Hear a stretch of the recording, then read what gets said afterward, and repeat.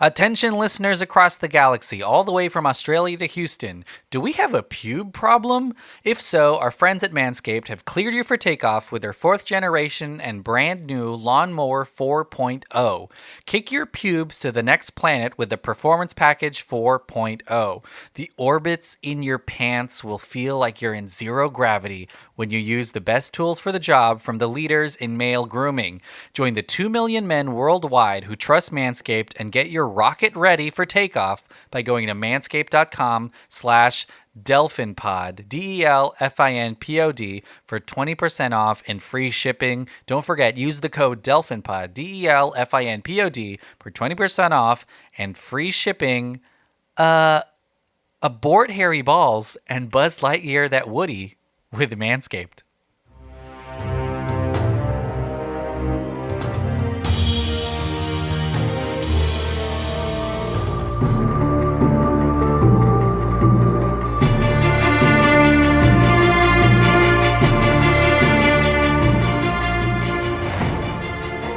Welcome to another episode of Countdown to Infinity, a Marvel's Avengers podcast. And this week is another episode of our watch-along series, Watching What If. We're on just the second episode. What if T'Challa became a Star-Lord? Mm-hmm. And I feel like our pod episode should be longer than the show because these shows are short, but there's so much to talk about in them. There is so much that happens in these. It's ridiculous, yeah. Bonkers. So many Easter eggs, so many just fun moments, character moments you think you would never see on screen or anything. But before we dive into it, my name is Manuel. My name is Sofia. And we are the Best Watchers. Friends. I guess we're putting a label on this. We're just friends now, huh? We're just best friends. Okay, all right. Who That's love my each best other. Friend. Oh, never mind. I can't sing that. We are technically watchers, just like everyone listening, because we're watching the show. We're watching it. So we are like Uatu, like Jeffrey Wright, right? Right. Someone's narrating in our minds. Yes. Here they are, sitting in their living rooms, watching. With their dog, watching with their dog, the Watcher. Watching the Watch. Who watches the Watcher? Watching the Watcher who's watching universes. Did we make this joke already? I feel like we have. I don't know. Maybe. All right. If we have, then now it's a thing. Yeah, now it's a thing. Now it's a shirt. Thing. Now it's a t-shirt. I'm really excited to talk about this one. This was, we knew that this was going to be incredibly special because it is Chadwick Boseman's final performance before he tragically passed away last year. His voice is really important to this episode. Obviously, it's T'Challa. Yes. But apart from that, this is just a really big episode too, and things that we have never seen before. Yeah. In like a ton of ways. A bunch of characters develop differently in this, and it's a lot of sides of characters that we've literally never seen. And I would have never thought to have seen this, if that makes sense. Like my imagination did not go to this place. Yeah. It's an incredible like heroism episode. Yes, but it does have some big characters who we know and love doing completely the opposite of what we expect them to do. And I know we're kind of beating around the bush a little bit, but I guess we'll kick it off here. Okay. Sophia, what'd you think about this episode of What If? I thought that the title gave away exactly what it was. Oh my god. Okay. It was T'Challa as Star-Lord, and I mean, if you're mixing like the most humble almost Avenger out there, who is T'Challa, I mean, because he is just so sweet and very just down to earth, and you can just tell that that's his whole vibe, and then mixing that with the kind of selfishness that you have with Star-Lord when he first joins the Marvel, the MCU, and it's like, what? Like, that, it doesn't make any sense to me. And then I mean, there really is no other way to do it than what they did. I mean, just to make him like a Robin Hood type character, it just makes so much sense. And I think it's really funny how opposite they are and how parallel, but then how much the story makes sense now, and it's really just a feel good version of Star-Lord and whatever, and how literally everything changed. Yeah. in this one universe, and it made me so happy. I will say I did not cry. I thought I was going to cry hearing Chadwick's voice again and like getting all, because I figured that he was going to be some sort of like really sweet character and it was going to be really heartfelt, and which it is. And I loved it. I love this out of the two.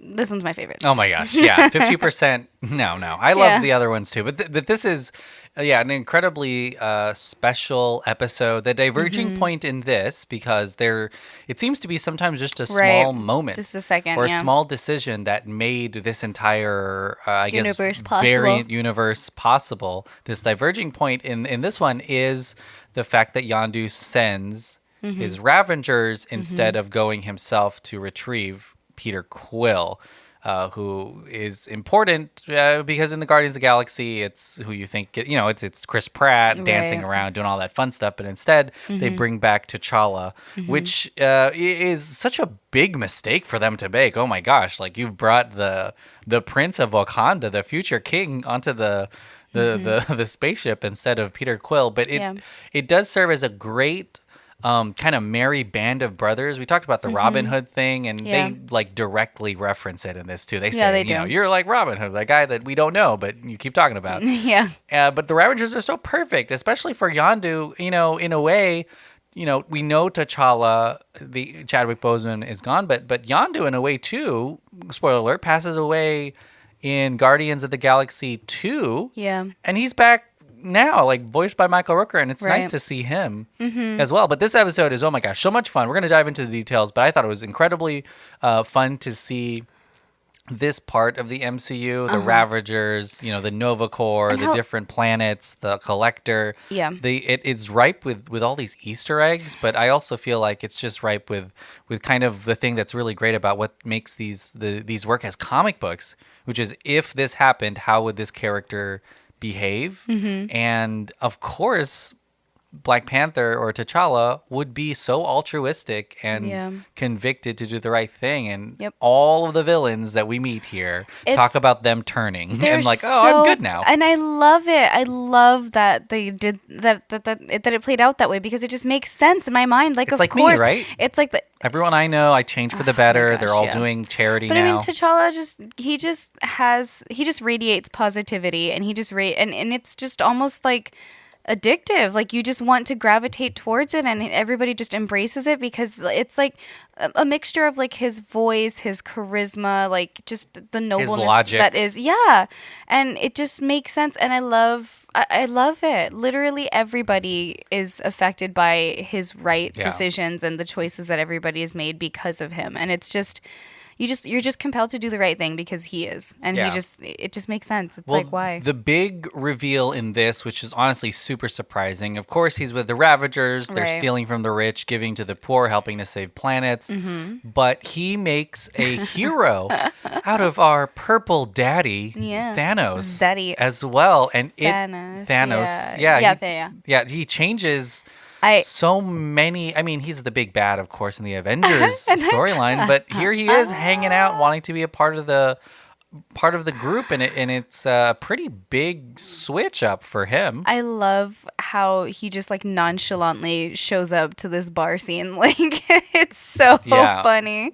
Yeah. And watching it, you're just like, what the fuck? Like, it's so funny. I And love it's it. just through. It sounds like T'Challa just talked him out of his idea that he was Literally. gonna. And it like is it a was crazy like it was idea. like a meeting or something. Like, they just sat down, Yeah. and Thanos was like, yeah, no, you're right. Like, I I'm am just gonna kind do of the crazy. right thing. Yeah. You're right. Like, that isn't the way to go. But that affects so much of what we see, because beyond that, everything is new. The Collector gets swole as hell. Yeah. He's thick. He has like a 12 or 14 pack, which There's is insane. a power vacuum that he kind of We see invades. Drax happy, and Drax is happy. and he has his family still, because Thanos didn't kill everybody. Yeah. And he didn't have to go off and, murder like thousands and thousands and thousands of people. Happy Drax. So that was nice to see too. Nebula. There's no Nebula. Gamora, because There's no Gamora. Gamora's planet isn't taken over, but there is Yeah. a Nebula who is not all robotic. Yes, she looks pretty Got good. long blonde hair. She looked good. She's really, I think, even maybe a sidekick to this mission, at least for Yeah. T'Challa. She's incredibly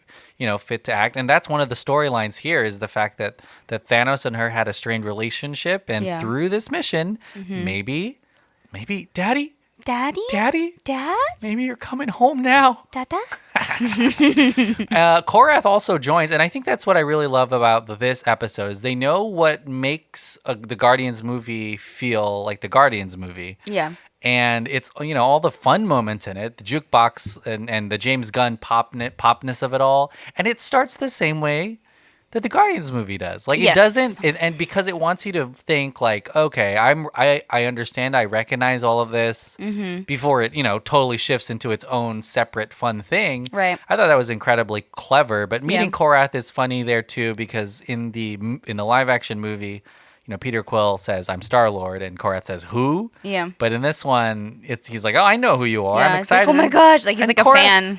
Jaman Hatsu joins the crew. Yeah, I thought that's really, really cool. And he honestly, he's like a bit of a comic relief throughout this because, I mean, just Yep. the fangirling that's constant from his character. He's honestly like us watching it. yeah, right? legitimately, yeah. We're just as blown away. Yeah, And- we're like, wow, I can't believe it. and he starts to say all the legends that Star-Lord is and all the stories and the adventures and whatever, like what he's just known for, Yeah. which it just adds on to Chadwick and his character. It's really cool. It's really fun, and I think that I mean, you're right. Like, it is seemingly like its own, like Star-Lord Ravager Avengers group that just go on this. It's a heist. Like, this is a heist episode. I feel like the first one was a heist too. Yeah, because in a way. but it was different. Like they're taking this. Oh, I forgot the name of the actual little thread thing that they're taking. But it's to grow a bunch of fauna throughout an entire planet. Like just a bunch of plants are gonna start popping up everywhere. But it's for the greater good. So everything they steal goes towards like something that it's not out of selfish like money or whatever. Like it's not to sell things and like to steal and just for personal gain. It's just to do something right with whatever they're supposed to be getting, and I love it. The people that they're stealing from is the Collector, Oh, yeah, voiced of by course. Benicio del Toro. Again, out of nowhere, Swole is whole. Swole Swole is as whole. Swole as his whole. Yeah, he's got a whole swole going on. But but what's really fun is it seems like he even steals Thanos' side crew from the Avengers film because the Black Order is Oh, working yeah, for him. that's right. Ebony Maw, Cull Obsidian, Corvus Yeah. Glaive, and Proxima Midnight Yeah. are all, I guess, It's like security detail. employed by the Collector. And Yeah. it seems like his collection, he doesn't have a huge collection on Nowhere, I guess, in the movies we saw. But in yeah, this because this one it's freaking chingos. Like he's there's got so a much. whole collection of everything. And it's Yeah. kind of like and of course, those are the moments that you have to like pause And we to, see like, this. count We and see the space dog, which is nice. Cosmo, the space dog, Yeah. James Gunn's dog. I feel like there's also like, There's all kinds of stuff up in there. It's like a perfect Howard the Duck. Yeah, it's like a perfect vessel. Literally, I guess it is a vessel, but a perfect way to introduce all of these like winks at the Marvel stuff that's throughout the series. Yeah. Because not only do we get like a fun moment with, I'm saying like a lot. Like Oh my God, we get a really fun moment with Howard the Duck, voiced by Seth Green, Very who cool. escapes but doesn't really go far because he needs to get a drink, which is hilarious. Which is classic Howard. But we also see, Captain America's shield, Hera's helmet, Mjolnir, the Yeah. axe. Yep. There's Yep. all kind. I believe really sharp-eyed viewers also saw an X-wing in there somewhere from Oh, Star that's Wars, fun. which is exciting. It's like the perfect place to hide stuff, I feel. Oh, 100%. Yeah, just because of no, for sure. And there's a moment where I guess he's not Black Panther yet, but T'Challa finds a Wakandan ship. Yeah. And it's kind of a source for discovery, but also, I guess, a little conflict between him and Yondu. Because Yondu's been telling him, all the Wakandans are gone now. Yeah, But R.I.P. it seems that But that's they're not looking true. for him. Yeah. And they're also in space now. But of course, Wakanda's like the best country on Earth. Yeah. So of course they're in space by now, right? Plus, because of all of the I can't remember what it's called. Vibranium? Vibranium, thank you. Especially because of all the vibranium that they have, like it's gonna be obvious that they're gonna go searching for their future king or their prince because I mean they have the available resources. Like why wouldn't they just space travel? It just makes sense. But there is like a little sore spot in my heart for that moment whenever he does discover the ship and he goes on this whole self identity like realization of like, oh my gosh, like my family's still out there, or like my whole the whole civilization of Wakanda like is still there, and like they were looking for me the whole time. And you think that like, oh, like my heart, like I kind of felt bad for T'Challa right then and there, but then he still ends up doing the right thing and saving everybody, and then also going to Wakanda and introducing everybody to his family. Yeah. Like that is so like classic T'Challa. Yeah, always just so nice. it really is just what T'Challa's character is like, and Black Panther's character is like on Earth, just spread across the universe, and it's just it's a cool message to send. The fact that like, hey, if T'Challa was in space, he would be doing this. He would be opening. He'd be breaking barriers, making things more equitable for everyone that he meets, even if they're aliens or they want to destroy half of the planet. Yeah. But also, it's cool that he can back that up when someone doesn't agree, like won't do it, like the Collector does. I'm saying like a lot too, because he fights like Black Panther, still has the same fighting style, still a badass, super clever, has some great moves with Yondu and really specific, I guess, moves that he's kind of developed. That's what I'm talking about. Like just his whole charisma of like just his house. Honestly, it kind of reminds me of Lando. Lando Calrissian. Oh, yeah, I see. Yeah. I thought you were trying to say Mando, but now I realize there's two Andos in Star Wars now. It's Lando. Like, he's just, just the way that he moves and the way that he fights, like, it's just the confidence level that he has within himself just because he's just a nice guy. Yeah. Gosh. He's got a lot of, and there's and we get that really fun heist thing in this episode where it seems like things are going wrong, but guess what? It was part of the plan. It was a plan the whole time. The whole time. But of course it was. I mean, why wouldn't it be? Like you know, like it just again just makes sense. That T'Challa just had this whole thing going. What I don't understand is why he. Oh well, I guess Yondu explains it, but why he didn't tell the others, and it was just between him and Nebula. But I guess Yondu was saying that he would have asked him and fought with him about the actual heist. Yeah, wouldn't let him. Still super protective. Yeah, and all that stuff. I'm really. Do you think Yondu? Well, I mean, I guess it's kind of obvious that Yondu has like this father figure type mentality towards. Yondu was just born to be a dad. Towards T'Challa. No matter what, he was going to be a dad to someone. Because he's still like that with Peter Quill. Whenever, like in our actual. The one that we're accustomed to seeing and remembering and everything before this. Because he does kind of have that daddy? Daddy? Dad?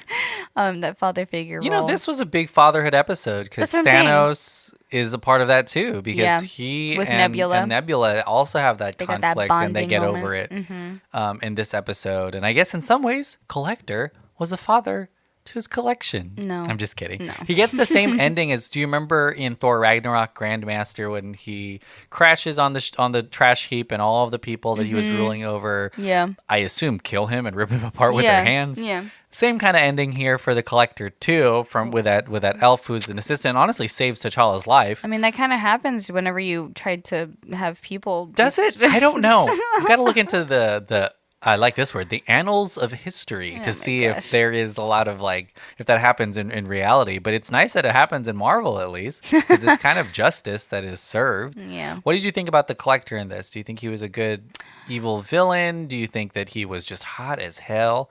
No, I'm just kidding. But what did you think about him being the one that fills the Thanos void?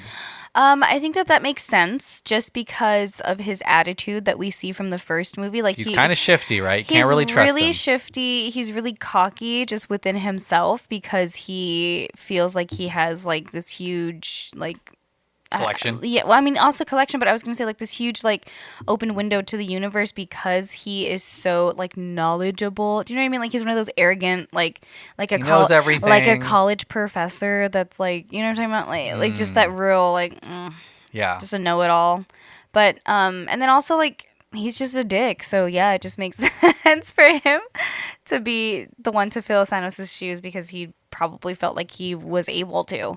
What I don't understand is what made him get so thick. Like, you know what I noticed? He's got like these little. I mean, he does have gadgets. He's got gadgets on his neck, and I'm like, is that just like 24/7 steroids or something? Yeah, like go gadget steroids. Because he is the size of Thanos in this. Like, he's legitimately, huge. yeah, like he's massive. And I get that if he's gonna be imposing some kind of power over everyone physically, I guess you can't. He should you be can't larger. Be scrawny, yeah. But I don't know. I don't know because T'Challa's pretty thin. And he can still kick ass. Yeah, I don't know. So. It's an interesting like moment, and it is fun too to see the Black Order be destroyed really by the group that we like, the Ravagers plus Thanos plus all the new plus everyone else. But it is fun to see them fight again because you've got all of their different powers that you saw used against Thanos, and Thanos has taken them on. Along with Yondu and stuff, and it really kind of minimizes, in not a bad way, but in this universe, you do get the sense that Thanos and the Black Order weren't as powerful as you thought without the Infinity Stones, or maybe that the Earth superheroes are nothing compared to the people out there in the universe. Yeah, because they really dispatch of them in a really fun way here, like pretty quickly, and it's pretty interesting. And I feel like that's like a big MCU thing that's happening now is we got to the point where we watched like 20 something movies plus the Avengers, and then we realize how small they are. Yeah, because like all these major, all of the Infinity Stones are in someone's drawer. Yeah, like all these major events that the we Black, thought. yeah, this one, the Black Order. Forget it. They're easy. Yeah, we were like, oh my gosh, Thanos like good guy now. that's crazy. Like I can't believe that happened after like 17 years and and then it's like, oh wait. Even just the introduction, and it's not a bad thing because this is honestly where the franchise should go next. Yeah. But this whole multiverse thing, there's a little sense of what you experience kind of doesn't matter because it was just one of the universes. Yeah. Of the infinite multiverses. Yeah, there can just be so many of these. What you experienced experienced was just one. And then now there's the Eternals, which is gods and like creation. The Watcher. People who never die fighting. The Watchers seeing everything. It's a pretty big universe that Marvel has. Yeah. And I'm excited because it means maybe we get that thick boy a collector in another thing, right? It means we're gonna have it for the rest of our lives. Marvel's gonna be around forever. Yeah, forever. Forever. I'm gonna. Unless ScarJo takes him down. But what do you think? Yeah, maybe. What was your favorite part of this episode? Do you think? I think my favorite part was. Ooh, that's a good question. I was gonna say when T'Challa discovers the ship, but I do love when he goes back home because it's like tying it all together. Yeah. Like it just seeing his family and then his like Yondu's family, like like their whole team being introduced to one another, and then also everybody getting along and like understanding each other's points. Like the dad could have easily been like, "Why did you take my son?" and but T'Challa covers for him. He covers for Yondu, and he's like, "Oh, I just got lost." Like that shows that he cares still. Like even though he was kidnapped, because he could have pulled a Peter Quill and been super pissed off, like, oh, I can't believe you took me from whatever, and all that jazz. But no, like he's just better than that. Yeah. Do you prefer Peter Quill's Star-Lord? Oh my gosh, I think it's very different because Peter Quill, and you know what? That's something we haven't talked about. It ends with Ego, the living planet, coming to Earth to meet Peter Quill, who was not taken by the Ravengers and working at a Dairy Queen. He works at Dairy Queen. Getting that Blizz life, which is a reference to the Guardians 2, I believe, right? Where we actually see the Dairy Queen and stuff like that, where he lives. Yeah, I think but so. Or maybe that's the second one. But I don't know. They're both very different. I mean, I think the thing is, if T'Challa was in space, then he wouldn't be helping the Avengers at all, and we wouldn't be getting all that stuff. Oh, that's fair. Well, you don't know, because, I mean, now that he's back on Earth, this ends with him being back on Earth, so he very well could eventually be... I mean, I would prefer this version just because Thanos How didn't nice everyone destroy is, half right? of the planet. Yeah, but... I mean, they're both really fun, and you know what else is the beauty of Guardians 1 is it's a dysfunctional group of people that's fair. Coming together. Yeah, and we wouldn't have one, I don't it's think not we would that dysfunctional. There's no Rocket. There's no Groot. We wouldn't have the Guardians, would we? because we wouldn't need them to fight Thanos. You just have T'Challa up there, right? Yeah. With his new group. Yeah. But, I mean, they're both very different. And that's what's really special about What If, because it's the same thing with Peggy Carter from last week. Like, Yeah. I really enjoyed that episode and the fact that Hydra goes full monster, stuff like that we didn't get, especially now that all the Captain America is over, even though Captain America 4 is coming out. Right. But I don't know. They're both very different. They're both very fun. I will say something that I'm really impressed with What If, apart from the really amazing animation and the craft that's behind it, is the fact that they're able to successfully cover entire storylines in 30 minutes. Literally. Yeah. And it doesn't feel rushed. And it's always based so far on a heist or something that takes up a shorter amount of time. So you can just explore everyone's backstories quickly because we've got this thing to focus on now. It's not like they're trying to spend the whole time explaining things to you. I think a really important piece of that puzzle is the fact that they're using so many characters from the movies. Like if you look back at Peggy Carter's the first What If, you had Bucky, you had Hydra introduced, you had like Red Skull, you had like literally everything People happened. we knew. And there was also like the montages that occurred because they had to explain the storyline. And so like that was a really smart thing, but it's just the major casting that you have. But you have that accumulation of important characters after you have the tens all and these movies. Yeah, like all of You know all what? of That's them. right. I mean, I would be interested to know if you've never seen a Marvel movie, if you watch What If you're If it would loving make it sense. as much as we do. Yeah. Because you may be just like, I don't care. What are all these weird aliens? Yeah. Who is Thanos? Yeah. Why Why does it matter? You may not even be impressed by any of this. And you'd be like, huh, T'Challa's cool, but everyone else is just whatever. So that's a good point. But yeah, it's like especially if you love Marvel, you're like, this is insane. There's 25 characters in this. Yeah. We haven't even talked about Kraglin yet. Yeah. Sean Gunn, who's a friend of the pod, who's been on the pod. Oh, yeah, he's been on here. He's in this episode as the pilot, just like he is for the Ravengers and the Guardians. I guess he's a Guardian now after the second movie. But there's so many characters in this. We haven't even talked about them all. Yeah. There's even like Craig, the rock monster that Taika voices. Oh, yeah. His Arm fist, fist? his arm is the Yeah. one the collector uses. There's a million Easter eggs and stuff, but I don't know. I've been really enjoying this series. It's what were they called? It was like called something embers, green embers, green. The green thing? Yeah, I can't remember because I mentioned it a little while ago, but we didn't talk about like the effects of the actual little specks that happen. And I think that it's insane that only like 3 little freckled pieces or 3 little slices came off, and that entire planet just started blowing up into that little. It's like a beautiful little garden. Embers of Genesis. Embers of Genesis. That's what Genesis. it is Oh my gosh, what a good. Thank But yeah, you. this is basically an organic plant or organic something that can burst life forward, Yeah. and tiny specks turns nowhere Yeah. into Giant garden. giant vines and Yeah. stuff like that. And I think it sounds like they want to use it to, but it sounds like you just need the smallest amount for a Literally, planet. yeah, 'cause she or just maybe not sprinkled even it a on planet. there. Do it somewhere else because you might destroy the entire planet. Yeah. But it is a fun thing that we know is out there now. So I mean, Asgard can come back, I guess, if they Oh, wanted yeah, to. that'd Like be there's all cool. kinds of I guess if you like plants, there's plenty of plants out there. Yeah. And you know who likes plants? Thanos, because he's a gardener in Endgame. Oh, that's funny. Yeah. So yeah, he's a plant guy now. But yeah, I mean, what are you looking forward to in the next episode of What If? Well, I don't remember if is that the zombie one that's going to be next. I feel don't like know it yet. might be the zombie one. Well, no, I'm just excited to see like they just pay. I mean, of course, like you couldn't put it past Marvel, but they just pay such close attention to detail, and it's so appreciated in like the storylines and just the characters and I mean, I know that there's only 2 of them, but like I said, this one's really my favorite. It makes you feel all good inside, like just to see everybody super happy. I do think that I like T'Challa's character as Star-Lord a little more than Peter Quill.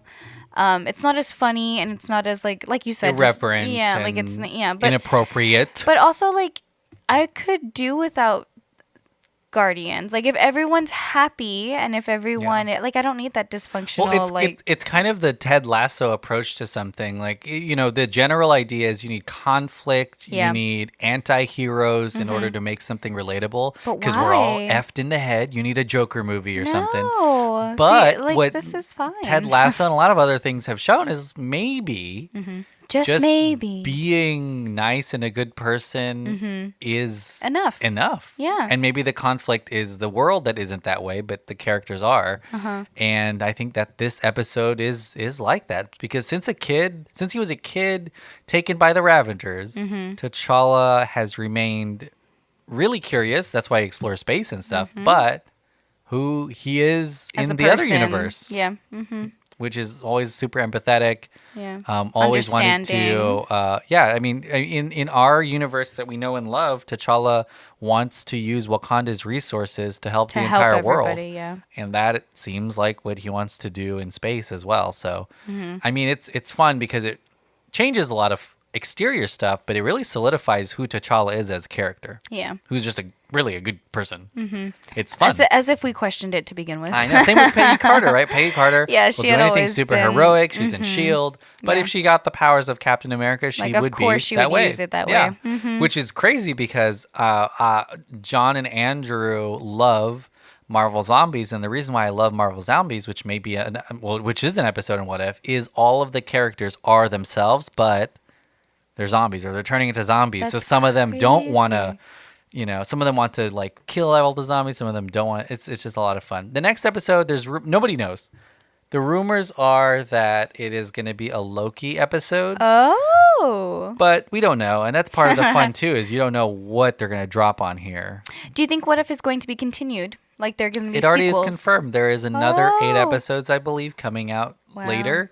But it is. I think What If works, and you know what? To be honest with you, I love the fact that these are voiced by the characters Yeah. who play them in live action. But I'm not super tied to it. Red Skull wasn't. Hugo Weaving, but also if you want to continue the T'Challa storyline, as weird as that sounds, to have someone Yeah, else you really can't do other it. than Chadwick, Yeah. like do whatever. I Yeah, think. yeah. No, That's it's animated. I understand that part. Yeah, I do. But I also would love to see what happens with Peter Quill after the whole Dairy Queen scene, and Yeah. I want to, I kind of want to see what happens. That'll be interesting whether they continue any of these. Yeah. At Just all. to see. I mean, it doesn't. I can see them also just going based off of like other characters that we've been introduced to, or swapping whoever else and seeing. And then, I mean, there is actual comics that are dedicated to these specific storylines. So, I understand. What? There is success. What happens in the What If is a comic book series. They're all just one-time adventures. Yeah. But some of them have been popular enough, and I think that Captain Peggy Carter. That was one that was popular as a What If that they decided, well, let's make Just to continue it. Let's make some other books about it. So it is possible that one of these hits so well that they decide to do more. To do sequels. But we'll be back next week to talk a little bit more. We'll have to see About what the What next If. But episode, Sophia, what do you yeah. have to plug? Just all of the same old stuff. Thank you so much for supporting us and listening to us. And if you want to continue to do that or take it one step further, you sure can, at patreon.com/delphinpod, DELFINPOD. And then you can go ahead and check out all of our other shows as well. Check out what we got going on. And then if you want to follow me on any social medias, you can do that too. Everything's going to be at _simply Sophie, SOFIEE. For sure. Continue to share this pod if you like What If. I hope that you have been enjoying us talk about it. You can go to patreon.com/delphinpod. There's all kinds of stuff there. And then listen to all of our other shows. I will say that soon we will have a YouTube that has some fun video content on there. If you like wrestling, Dirt Sheet Radio is fantastic. And follow them on Facebook. They've got a huge following, and they've got the best memes. Director Showdown, The Countdown Strikes Back. All of our other shows are large and in charge. But I'm really excited. We'll see you next week. Bye.